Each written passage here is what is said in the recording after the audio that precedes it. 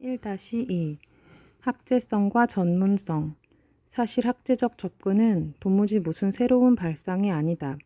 모든 학문의 권리 원천인 우리의 삶이 구획하기 좋은 분과들로 갈라져 있는 것이 아니기 때문이다. 일상인들의 생활 감각은 늘 자유롭게 유동하고 침투하고 범람하기 마련이어서 형식 논리적인 분할에 얽매이지 않는다. 어쨌든 세상은 잘 돌아간다는 자조적인 표현도 이 자유로운 생활 감각이 움직이는 실제 모습에 대한 일상인들의 탄성이다. 이는 권위와 타성에 붙들린 여러 이념들의 경색함에 좌절하지 않고 일리들의 융통성으로 삶을 나름대로 매끄럽게 꾸려가고 있는 일상들의 센스 혹은 지혜를 잘 대변해준다. 물건이 인간과 다른 점 중 하나는 그 구성이 순일하다는 사실이다. 반대로 인간은 잡다하다.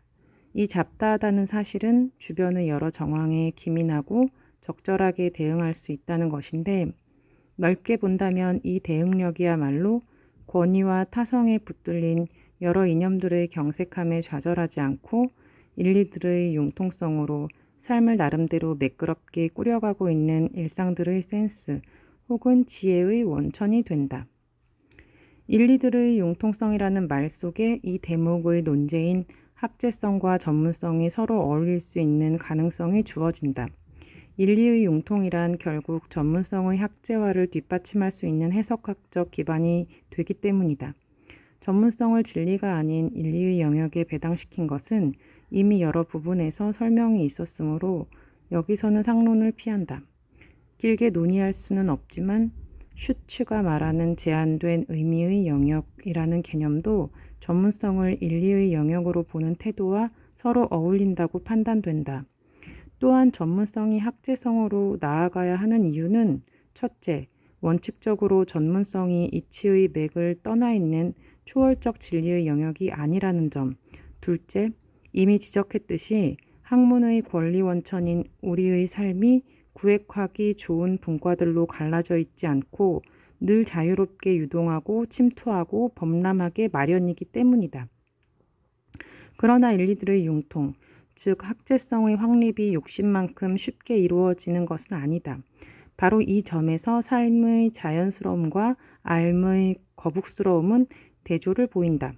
그러므로 전문성의 콧대를 낮추어 그 제한된 영역의 맹리를 분명히 하면서 학제성을 확립해가는 일이란 삶의 거북스러운 인공성을 삶의 자연스러움에 어울릴 수 있도록 노력하는 것에 다름 아니다. 우선 학제성이란 남의 입장에 설 수 있는 가능성을 전제로 하는 태도이지만 여간한 노력이 없이는 실질적으로 불가능하다. 남의 입장에 선다는 것은 다만 관용과 성숙만으로 이루어지는 태도가 아니기에 더욱 어렵다. 이해도 덕성 이전에 능력의 문제이듯이 학제성의 지평을 여는 것도 단순한 관용 이전에 해석학적 테크닉을 필요로 하기 때문이다. 인간이란 원천적으로 각이 없는 각이 가능하지 않다. 남의 입장을 이해하기 위해서 잠시 자신의 각을 창고에 넣어둔 채 각이 없는 거울 같은 보편성을 펼칠 수는 없는 노릇이다.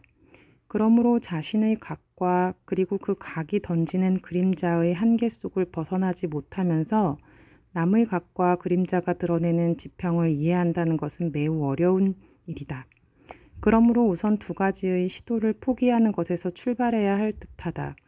우선 지적한 대로 신이 아닌 한 무각은 결국 무각의 일일 뿐이라는 점을 기억해야 하며, 따라서 초월적 평면경의 시각에 대한 환상을 버려야 한다.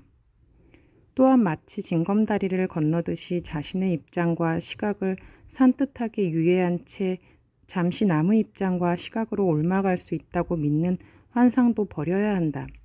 이해의 역사성이라는 가다머의 개념도 있듯이 이해의 전제가 되는 입장과 시각은 안경을 벗듯이 잠시 벗어놓을 수 있는 것이 아니기 때문이다. 터도 역사도 없는 보편이성을 가정해서 이를 조직적으로 운용시킨다면 각도 없고 그림자도 없는 이해를 욕심낼 수 있을지 모르지만 구체적인 삶의 시공간 속에 배정된 우리 인간과 그 학문은 제 나름의 각과 그림자를 지닌 채 오직 인리들의 추구에 분주할 뿐이다. 위에서 지적한 두 가지 환상을 떨쳐버렸을 때 남아있는 방식은 일종의 절충이다. 삶의 잡다함으로부터 눈을 돌린 채 순수의 환상을 고집하는 이들은 흔히 절충이라는 낱말에서 풍기는 비순수의 뉘앙스에 민감하다.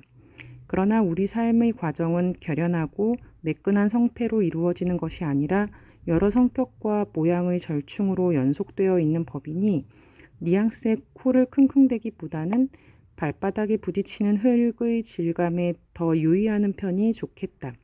이 절충이란 앞에서 말한 각들과 이와 연관된 각들이 서로 공조하면서 이해의 지평을 넓혀갈 수 있는 방식을 점진적으로 모색하는 것을 뜻한다. 고쳐 표현하자면 인리의 구조와 성격을 명확히 하고 인리 지평들이 서로 중첩되면서 확장되는 방식을 밝히는 작업을 가리킨다고 할 수 있다. 전문성이 학제성으로 나아가는 방식도 이와 다른 것이 아니다. 정리해보자면 결국 이 절충의 방식이 가능해지는 것은 각 인리 그리고 전문성이 폐쇄계가 아니라는 사실 때문이며 궁극적으로는 우리의 삶이 고립된 여러 요소들로 말끔하게 나뉠 수 있는 것이 아니라는 사실 때문이다. 하나의 인리지평이 파문처럼 다른 인리지평들의 문을 두들기면서 절충의 연쇄를 만들어가는 모습, 혹은 달리 표현해서 하나의 전문성이 학제성의 가능성을 엮어나가는 모습은 여러 가지로 드러난다. 하나의 사례를 들어보자. 아래의 인용은 신화가 파문처럼 퍼져나가는 모습을 풀어본 것이다. 제임스 프레이저 경의 황금가지는 온갖 인류학적 보고가 되었다. 그리고 그는 신화가 인간의 사고의 고립된 영역으로 간주되는 한 그 현상들을 이해하는 일은 불가능하다는 것을 확신하였다. 우리는 온전히 이 고립의 종지부를 찍지 않으면 안 된다. 인간의 사고의 극단적인 이질성이란 있을 수 없다. 처음부터 끝까지, 즉 최초의 미숙한 단계에서 최고의 성취의 단계에 이르기까지 그것은 언제나 동일하다. 그것은 동질적이고 불변하는 것이다. 프레이저는 이 주요 원리를 자기 책의 처음 두 권에서 신화의 분석에 적용하였다. 그의 이론에 의하면 마법의 의식을 행하는 사람은 원리상 실험실에서 물리학 혹은 화학 실험을 행하는 과학자와 다르지 않다. 비슷한 맥락에서 소위 코페르니쿠스의 천문학적 혁명도 전문성에서 학제성으로 옮아가는 사상사의 자연스러운 흐름으로 볼 수 있을 것이다. 아마 개별 분과학문의 전문성 속에만 매몰되어 있다면 천동설에서 지동설로 바뀐 일개 천문학적 사실에 그토록 큰 의의를 부과하는 것이 지나치다고 느껴질지 모른다.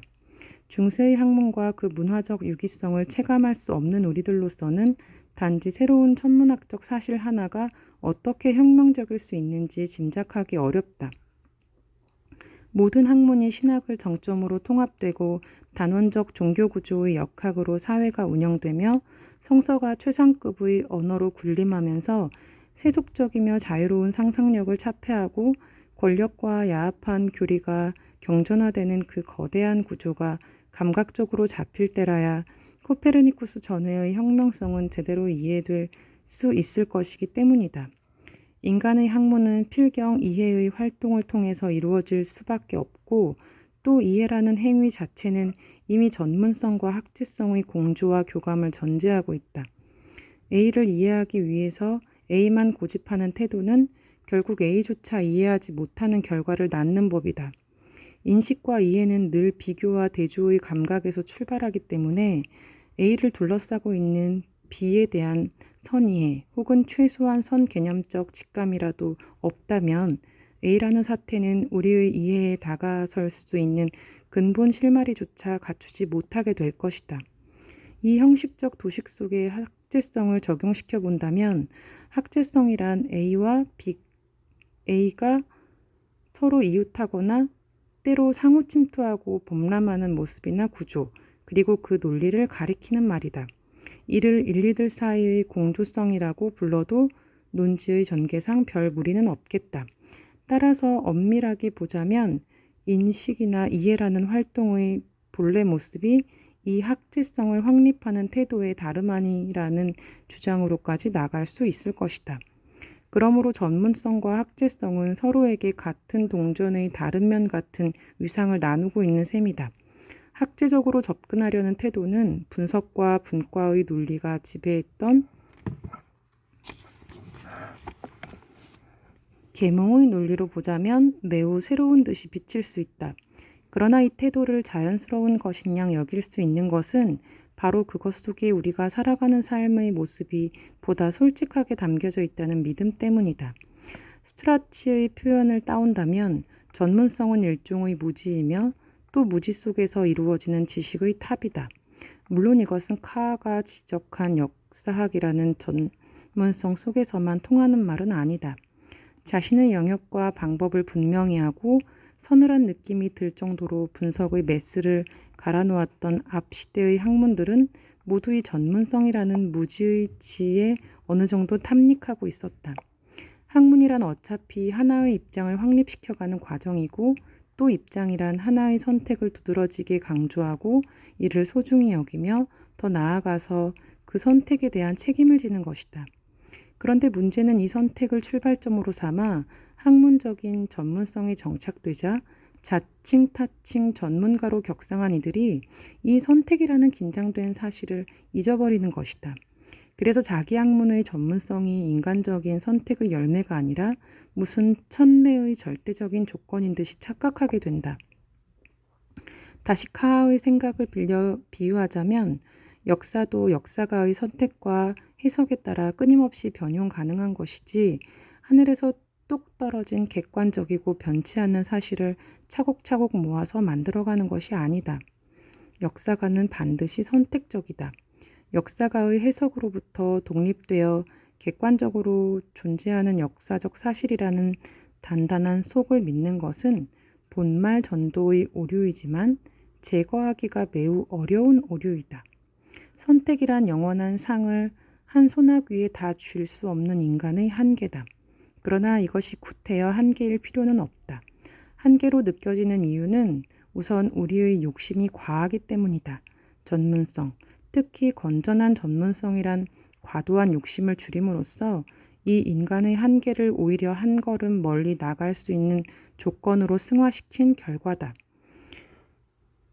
그러므로 학문에 내재하는 선택, 그리고 이 선택의 조건과 한계를 적절히 안배하고 조율하는 감수성에서 학자의 묘를 읽을 수 있다. 전문성이 고립된 순환만을 계속하는 것은 이 선택을 조건으로 선용하지 못하고 그 한계 아래 깔려있는 모습을 반복하기 때문이다. 욕심을 줄이고 고쳐 말하자면 인간됨의 뜻에 유의하면서 선택이라는 한계를 조건으로 끌어올려가는 과정 속에서 전문성과 학제성은 자연스럽고 창의적인 만남이 가능해질 것이다.